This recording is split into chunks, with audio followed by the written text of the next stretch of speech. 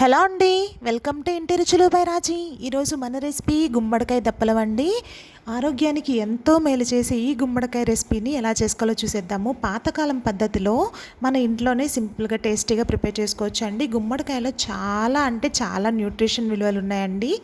వారంలో ఒక్కసారైనా తీసుకుంటే చాలా మంచిది. దీనికోసం నేను ఒక మీడియం సైజ్ గుమ్మడికాయని చక్కగా ఇలా లోపల గింజలు తీసేసి చిన్న ముక్కలుగా కట్ చేసుకున్నానండి. నేను దీనిపైన ఉన్న తోలుతో సహా వేసుకుంటున్నాను.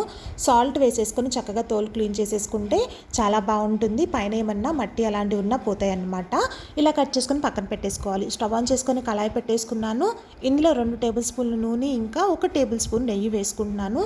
దప్పలంకి నెయ్యి ఫ్లేవర్ చాలా బాగుంటుంది, లేదంటే అది కూడా ఆయిల్ వేసుకోవచ్చు. ఆవాలు, జీలకర్ర చిటపడమన్న తర్వాత కొంచెం కరివేపాకు, 1/2 స్పూన్ ఇంగువ వేసేసుకొని పోపు రెడీ అయిన తర్వాత సన్నగా కట్ చేసి పెట్టుకున్న మీడియం సైజు ఉల్లిపాయలు 2 వేసుకున్నానండి.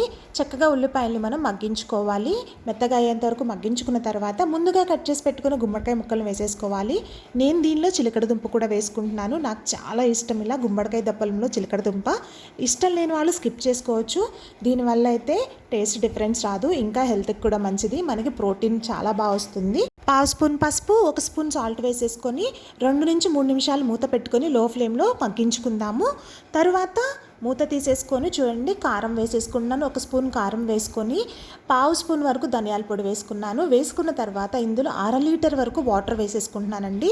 1/2 లీటర్ వాటర్ వేసేసుకొని చక్కగా అంతా ఒకసారి కలిపేసుకోవాలి. చూడండి, ఇలా మంచిగా కలిపేసుకొని లిడ్ పెట్టుకొని మనం ఉడికించుకోవాలండి. లిడ్ పెట్టుకొని లో ఫ్లేమ్లోనే గుమ్మడికాయ ముక్క మెత్తపడేంత వరకు ఉడికించుకోవాలి. నేను లిడ్ పెట్టేసుకొని గుమ్మడికాయ ముక్క మెత్తపడేంత వరకు ఉడికించుకున్నాను. మనకి స్కిన్ పీల్ చేసుకోలేదు కదండి, ముక్క విడిపోకుండా చాలా బాగుంటుంది. చూసారా, స్పూన్తో ఇలా అనగానే చక్కగా కట్ అయిపోతుంది.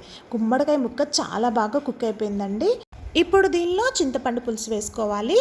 ఇలా గుమ్మడికాయ ఉడికిన తర్వాత చిన్న నిమ్మకాయ సైజు చింతపండుని చక్కగా నానబెట్టుకొని చిక్కటి గుజ్జు తీసుకోవాలండి, అది వేసుకోవాలి. 200 ml వరకు చిక్కటి చింతపండు రసం వేసేసుకొని ఒకసారి అంతా కలిపేసుకొని 1 ఇంచు బెల్లం ముక్క వేసేసుకున్నాను. వేసుకొని పైన ఇంకొక రెబ్బ కరివేపాకు వేసేసుకున్నాను. పులుసు మరిగేటప్పుడు కరివేపాకు వేసుకుంటే ఫ్లేవర్ టేస్ట్ చాలా బాగా వస్తుంది.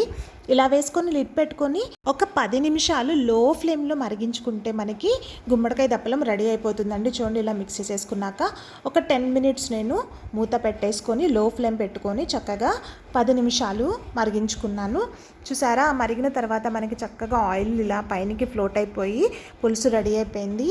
ఎన్నో ఆరోగ్య ప్రయోజనాలు ఉన్న ఈ గుమ్మడికాయ దప్పలాన్ని మీరు ట్రై చేయండి. Please do subscribe my channel అండి. Please do like, share and subscribe.